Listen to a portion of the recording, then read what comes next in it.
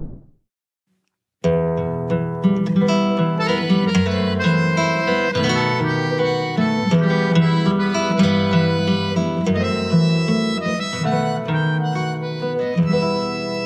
lugar que é bom pra mim é onde eu quiser estar. A estrela ainda brilha, ela é quem vai me guiar. Ser guerreira é minha sina, batalhando pra vencer. Tenho voz pra ser ouvida, tenho sonhos pra viver. Não vão mais conseguir me anular, me calar. Ninguém vai me impedir de cantar e lutar. Seja em casa, no campo, na rua ou na praça. Chega de mordaça, agora eu vou falar. Porque eu sou mulher pra fazer acontecer.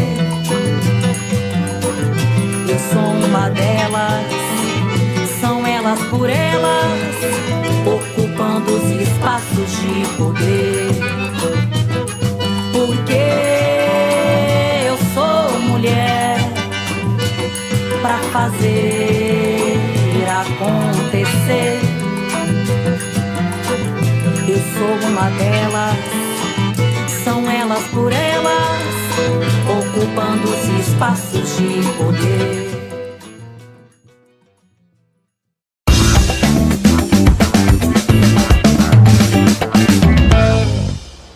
Boa tarde, sejam muito bem-vindas à TV Elas por Elas Formação, programa do PT para a preparação e formação das mulheres para a disputa política. Eu sou a Mariana Jacob, esse é meu sinal em Libras e de segunda a sexta-feira eu te encontro aqui às 4 da tarde na TV PT e na Rádio PT. No programa de hoje eu recebo Bia Caminha, vereadora do PT de Belém, e também Vivian Farias, vice-presidente da Fundação Perseu Abramo e diretora da Escola Nacional de Formação do PT, para um papo sobre a importância da formação política de mulheres jovens. Antes, eu te convido a acompanhar a aula Mulheres Jovens na Política com a deputada federal pelo PT do Rio Grande do Norte, Natália Bonavides. Vamos acompanhar.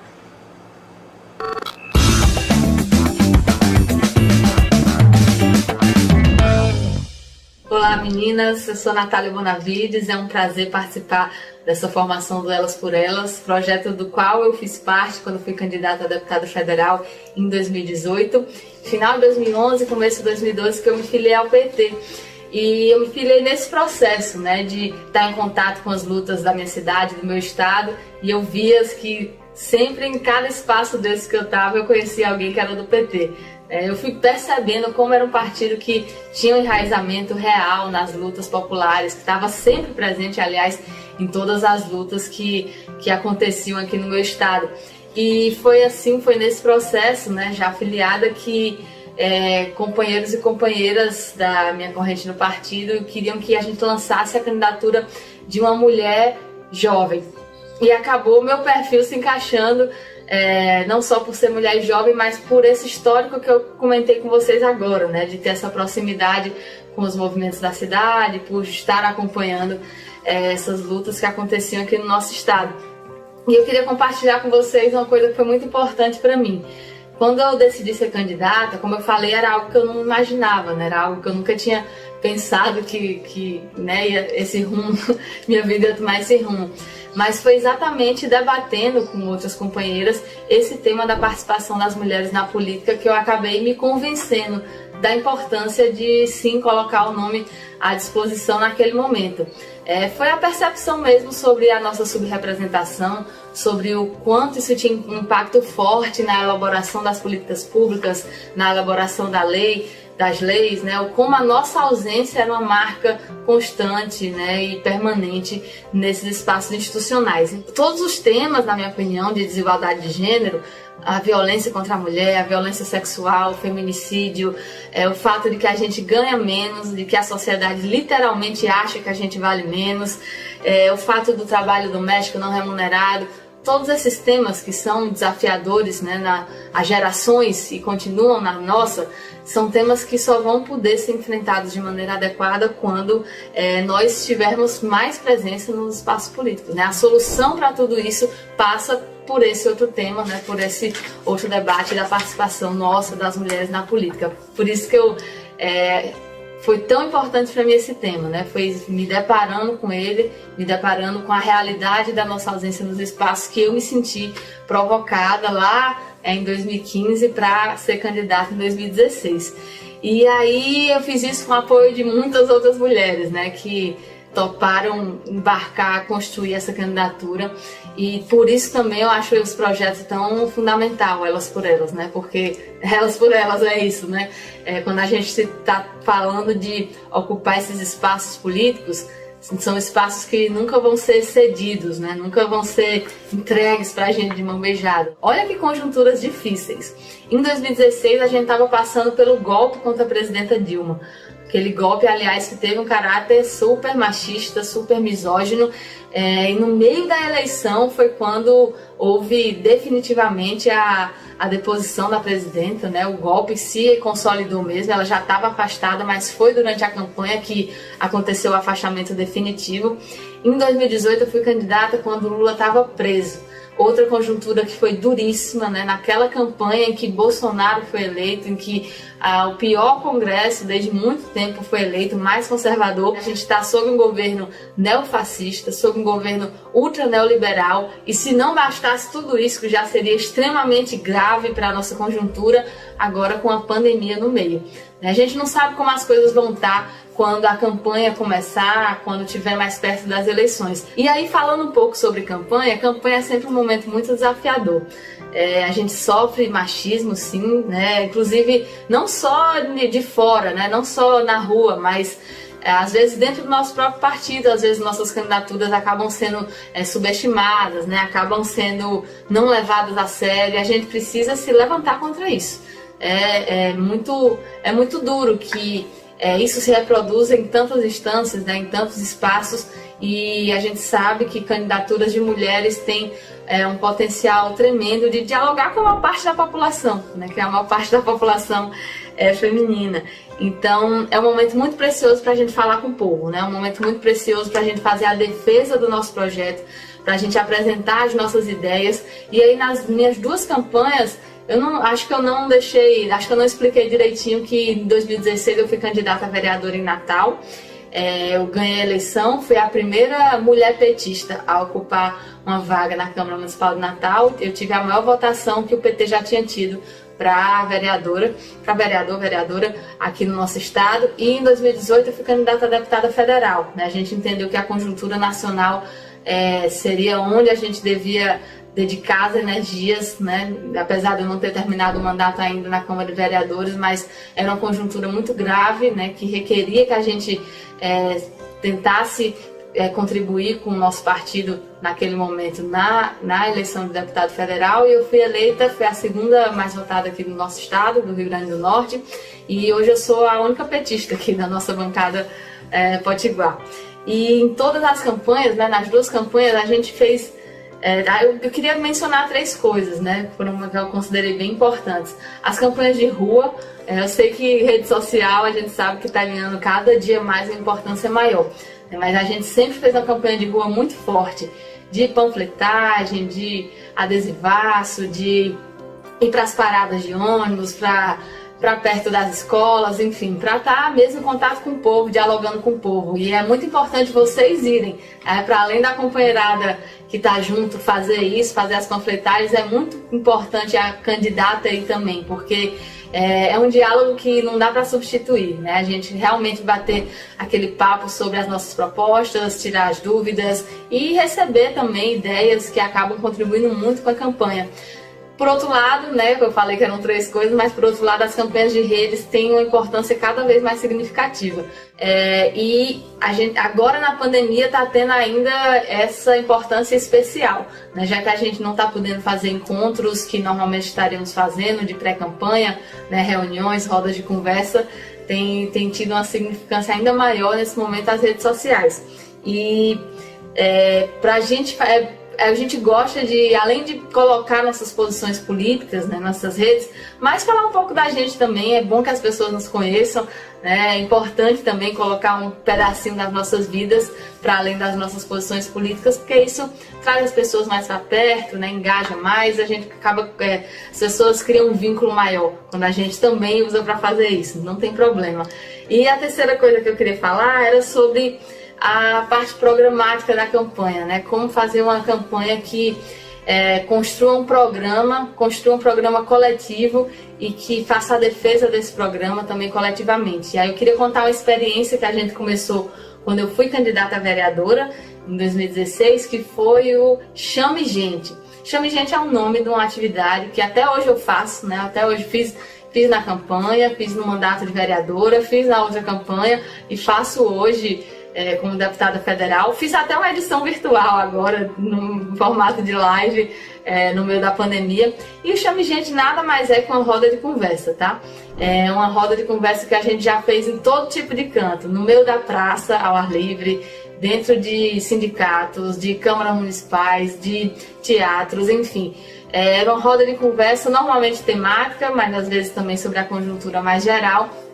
E foram momentos muito importantes, porque as pessoas que participavam, e aí falando especificamente dos Chame Gente das campanhas, elas acabavam participando, colocando uma ideia de proposta, por exemplo, depois viu essa proposta entrar no nosso programa, que estava lá exposto no nosso site, se sentiam muito parte daquilo, né? Que estavam construindo mesmo aquela candidatura e normalmente se engajavam muito, né, depois de participar de um Chame Gente. Então, era muito bom em todos os aspectos. Era bom para mim, eu que era candidata, que aproveitava aquele momento até como um momento de formação, porque muitas vezes a gente chamava alguma companheira ou algum companheiro para falar daquele tema. Também era muito bom para quem ia participar, que tinha a possibilidade de debater aquele tema, e também era muito bom para a campanha, porque as pessoas que participavam e tinham uma identidade com aquilo que estava sendo debatido, viam a possibilidade de adicionarem uma proposta, né, de participarem da construção do nosso programa, acabavam se engajando muito. E eu sei que isso sempre ajudou muito no volume da nossa campanha, a gente ter mais e mais pessoas engajadas nesse processo da construção coletiva da candidatura.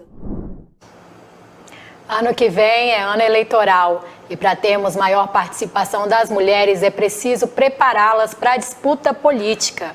Para falar da importância da formação com foco nas mulheres jovens, nós convidamos a vice-presidente da Fundação Perseu Abramo e diretora da Escola Nacional de Formação do PT, Vivian Farias, e também a vereadora do PT de Belém, Bia Caminha. Sejam muito bem-vindas à TV Elas por Elas Formação. Muito obrigada, é sempre um prazer enorme estar com vocês aqui. A Fundação e a escola agradecem essa iniciativa tão importante, tão relevante, não só, né, pelo processo que a gente está vivendo agora, mas, sobretudo, pelo que a gente pode construir no futuro próximo, nas próximas eleições. Obrigada, Vivian. Olá, Bia, tudo bem? Olá, tudo bem? Boa tarde. Agradeço também o convite. É muito importante a gente falar sobre isso, principalmente para incentivar que novas pessoas, novas mulheres assumam esses postos de poder e contribuam com a transformação da nossa sociedade. Muito bem, Vivian, vou começar com você. A gente tem as instituições brasileiras ainda muito conservadoras e a gente sabe a importância da representatividade das mulheres, mas também sabemos que a juventude pretende se engajar, deseja embarcar, mas a gente tem um desafio: como prepará-las, como preparar a juventude, as mulheres jovens para ocupar os espaços políticos nesse país? Realmente, o quadro atual é bem preocupante. Imaginem que num cenário de mais de cerca de 52,7% do eleitorado brasileiro, nós, mulheres, ainda somos cerca de 15% das representações políticas. Então, a grosso modo, é como se a gente tivesse apenas 15% de participação feminina nos espaços de poder. É óbvio que a gente tem tido grandes avanços, a própria bancada feminina tem construído espaços coletivos suprapartidários, a nossa Secretaria Nacional de Mulheres do PT, inclusive, tem feito um trabalho muito relevante nessa unidade programática dos partidos em torno de pautas específicas para as mulheres. Só que, gente, imagine que fazem apenas 87 anos do sufrágio feminino. Isso quer dizer, nós mulheres participamos, apesar do Brasil ano que vem fazer 200 anos de república, temos apenas 87 anos de participação das mulheres na política. E agora, nos 31 anos da Constituição Cidadã, a gente tem essa efervescência também e esse compromisso dentro do PT de visibilizar essa pauta. O Partido dos Trabalhadores, inclusive, é um dos poucos partidos na América Latina, foi o primeiro na América Latina, a instaurar cotas para jovens. Então, nós instituímos 50% de participação para mulheres, 20% de participação para jovens, 20% para indígenas e negros. Por quê? A diversidade, ela não traz só um colorido, um olhar democrático, ela possibilita que as mais diversas vozes consigam ser ouvidas. Então, as questões que as jovens mulheres vivem, como bem colocou a nossa querida deputada Natália Bonavides, sobre desestruturação do emprego, precarização, a própria maternagem, a falta de apoio público, a legislação recente que a nossa deputada Marília Reis aprovou sobre o uso dos absolventes, porque o Estado precisa olhar para essa jovem mulher não como futuro, não versar sobre o amanhã, mas versar sobre o hoje. Por isso que, inclusive, a Fundação Perseu Abramo tem preparado o NAP, que é o Núcleo de Acompanhamento das Políticas Públicas, que é um estudo sistematizado de tudo que o Estado brasileiro tem hoje, mas, sobretudo, o que é que o nosso programa pode fazer mais e pode fazer melhor. Então, a gente não vai ter só o melhor candidato, mas vamos ter também o melhor conteúdo programático com muito compromisso com a mulher jovem brasileira. Muito bom, obrigada, Vivian. Bia, jovem, negra, aliás, a mais jovem a ocupar a Câmara Municipal de Belém. Você exerce um papel importantíssimo de inspiração e de representatividade para tantas meninas que veem em você uma possibilidade, que antes achavam que esse era um lugar que não podia ser ocupado, não se viam pertencentes a esse lugar.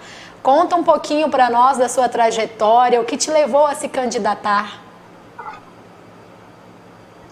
É muito importante, né? Quando tu fala isso das meninas, eu fui ter muita dimensão depois que eu já estava eleita.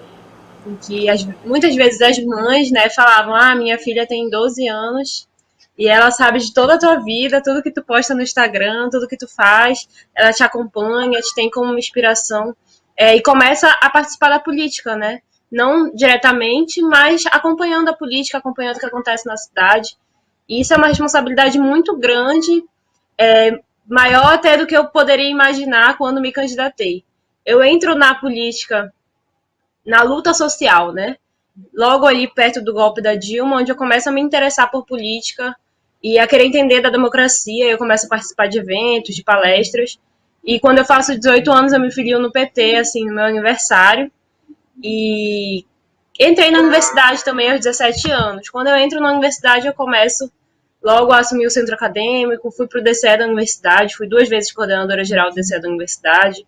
Comecei a participar do movimento estudantil, participei do congresso da UNE, fui para a direção da entidade e sempre ocupei um papel de mobilização, de estar presente na luta social. Não entendia que aquilo me levaria a uma candidatura política. Entendi isso depois, principalmente dentro do PT, quando a gente percebe que os nossos representantes, eles são pessoas que vêm da luta política social nas ruas, muito mais do que da luta institucional. E ano passado a gente não se enxergava, né? Faço parte de um grupo de jovens, a gente não se enxergava em nenhuma candidatura do partido. A gente se olhava e dizia assim: a gente vai votar em quem? Né? A gente precisa de um candidato, de uma candidata que nos represente como a gente pensa, como a gente fala, quem a gente é, de onde a gente vem, a luta que a gente organiza. E o PT recebeu a minha candidatura.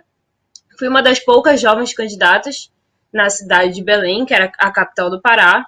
Recebeu a minha candidatura de forma ainda muito engolindo, mas agora eu entendo que o PT também ele é muito mais do que um ou outro dirigente, né? O PT é um organismo de gente, de povo, muito maior do que as suas estruturas burocráticas.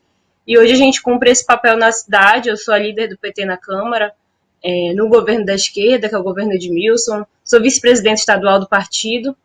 E a gente cumpre um papel de receber as outras pessoas no partido, né? Essas outras meninas, essas outras mulheres negras, de mostrar que o PT é um partido LGBTQIA+, e que essas nossas pautas, que passam muito pelo meu corpo, que é um corpo muito político, né, de uma mulher preta, bissexual, de 22 anos de idade, estudante, tá dentro do PT, e o PT tem que entender como vai receber as nossas lutas daqui para frente. A gente faz política no dia a dia, nós mulheres somos as que mais fazemos políticas nesse país, mas não estamos na luta institucional.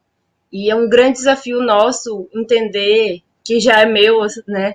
Já estou nesse lugar, então entender como que a gente vai receber essas novas gerações, e que essas pessoas vão entender também que elas são importantes e que elas também fazem parte dessa luta e dessa construção da democracia do Brasil e da luta por dignidade, por justiça.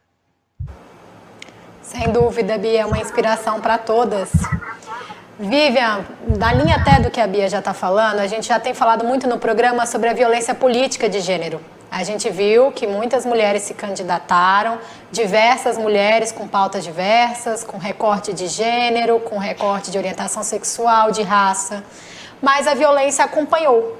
Né? Como a gente pode lidar com esse assunto e abordar esse tema com as jovens candidatas? Porque essa é uma barreira colocada justamente para afastar as mulheres cada vez mais de um espaço que costuma ser ocupado há gerações por homens e homens brancos. Como a gente aborda esse tema? Bem, é muito importante nós refletirmos que a reprodução cultural do patriarcado, do machismo, ela também acontece na política. Tem muita gente que fala assim, os políticos são corruptos, os políticos são machistas, mas os políticos não são criados dentro de uma sociedade à parte. Então, se a gente tem uma cultura corruptiva, se a gente tem uma cultura machista, se a gente tem uma cultura misógina, é necessário e é estrutural que nós, enquanto partido, enquanto direção, enquanto fundação, enquanto Escola Nacional de Formação, tenhamos um processo formativo para dizer para o coleguinha, olha, amigo, esse pensamento, essa reprodução não cabe aqui dentro do Partido dos Trabalhadores. O PT nasce da organização político-partidária da classe trabalhadora para negar e para desconstruir esse compromisso que o Estado brasileiro sempre teve com a elite e com a reprodução dessas culturas tão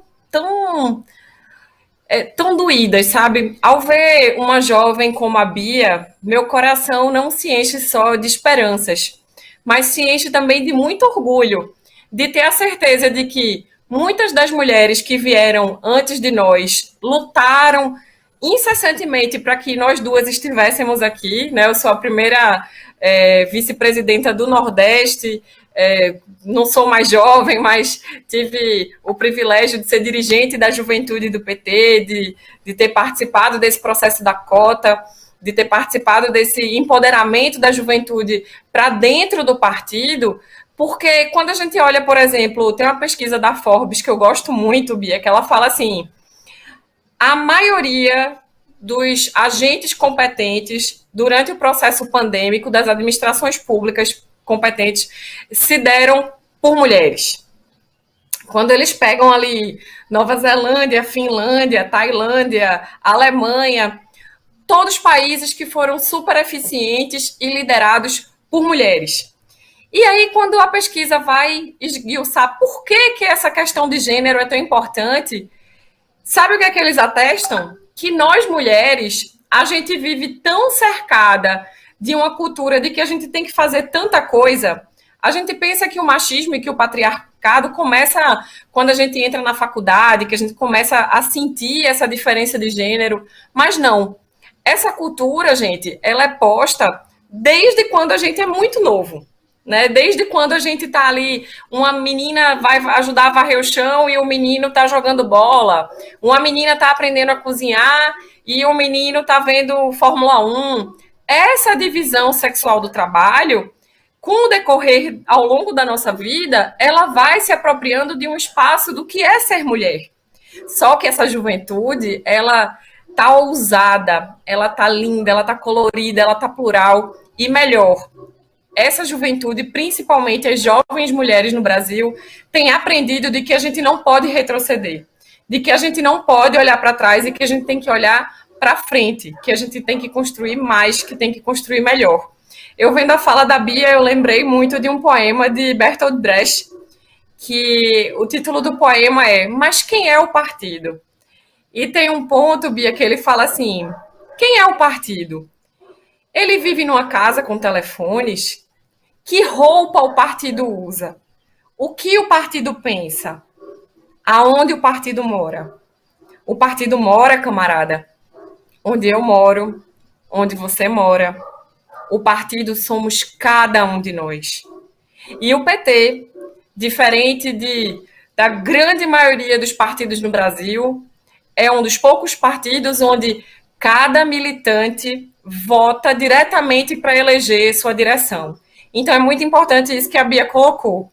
O PT não é uma pessoa, não é um espaço físico tão somente, né? Cumprimentando aqui o PT de Manaus, o PT do Amazonas, que ontem inaugurou sua sede. Mas o PT é, sobretudo, o campo das ideias, o campo da disputa de uma nova vida que não é sobre sonho, que é sobre novas realidades para o nosso povo, para as nossas mulheres, para as nossas jovens. Obrigada, Vivian. Bia, vou pegar um ponto do que a Vivian falou, que é muito importante. Você costuma dizer da importância de empoderar meninas negras. E ela está falando justamente que o machismo já está na nossa vida na hora que a gente nasce. Às vezes antes, né? Na gestação de nossas mães. Muito antes. E aí, se tratando de machismo e racismo, dois recortes que batem fundamentalmente nas mulheres, nas meninas negras, como tratar desse assunto já na infância, como abordar este problema que nós vivemos socialmente, já que se formos esperar até a faculdade, quantas violências já não foram atravessadas, principalmente pelas meninas negras? Eu gosto de falar que a gente tem duas tarefas, né? Entender o racismo dessa maneira individual e entender o racismo da maneira estrutural. Não descarto nenhuma delas porque entendo, sempre gosto de falar, né, como que eu nasci num mundo diferente do mundo que muita gente que nasceu um pouquinho antes de mim viveu. Né? Nasci em 99, então vivi um Brasil transformado pelos governos do PT. Um Brasil que eu entro na universidade pública com 4 anos para estudar violino, fiz violoncelo, fiz piano, fiz balé. Então eu tive uma vida radicalmente transformada. E aí eu falo do direito de uma menina negra de sonhar em ter um futuro diferente do futuro que a gente vê na televisão pra gente, né? Que é o futuro da empregada doméstica, que é o do subemprego, que é da sexualização. E que não tem demérito nenhum, mas não pode ter uma parcela da sociedade gigantesca reservada apenas a viver esse futuro. Então, pra gente e para as meninas negras, é fundamental que a gente tenha uma perspectiva de futuro, uma perspectiva de que a gente possa sonhar e uma construção de um país em que a gente consiga se enxergar nos espaços, mas também não basta a gente se enxergar. Não basta a gente combater o racismo na escola, não basta a gente empoderar as meninas negras dizendo que elas podem ser o que elas quiserem, se a gente não construir condições materiais de que a gente possa realmente ser o que a gente quiser. Né? Se a gente não der oportunidade para essas meninas, se a gente não tiver políticas públicas de combate à pobreza, como foi o Bolsa Família, como foi o Bolsa Escola, que pra gente sabe que a maioria das crianças que continuaram na escola estudando foram as crianças negras, foram as meninas negras. E quem conseguiu majoritariamente sair dessa realidade foram as meninas negras.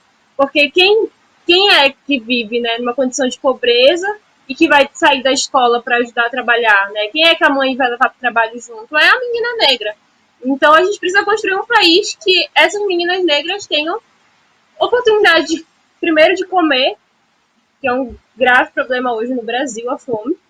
Segundo, de estudar. E terceiro, de ter perspectiva de futuro. No governo Bolsonaro, a gente não consegue visualizar isso. E a geração que vem depois de mim é uma geração que vem num buraco, assim, que a gente não sabe explicar. Né? Que não tem perspectiva nem de sonhar com esse outro futuro que a minha geração foi capaz de sonhar. Então, é fundamental que a gente crie políticas públicas de combate à desigualdade social, de combate ao racismo, de combate ao machismo, enxergando esse fator estrutural. É fundamental que a gente ocupe a política também para ser um exemplo prático para essas meninas, mas que nós que ocupamos a política, ocupamos com esse olhar e com essa função de construir uma realidade material diferente para que a gente consiga realmente ter perspectiva. Obrigada, Bia. Obrigada, Vivian. Quero agradecer muito a participação de vocês aqui na TV Elas por Elas Formação. Espero encontrá-las em outra oportunidade. Muito obrigada. Nós quem agradecemos e estamos à total disposição de vocês. TV Elas por Elas Formação de hoje fica por aqui, mas a gente volta com muito mais conteúdo para você amanhã. Não esquece de curtir a gente nas redes sociais, assim você fica por dentro de tudo que rolou por aqui e de todas as ações voltadas para as mulheres e realizadas pelo Partido das Trabalhadoras e dos Trabalhadores. Eu espero você!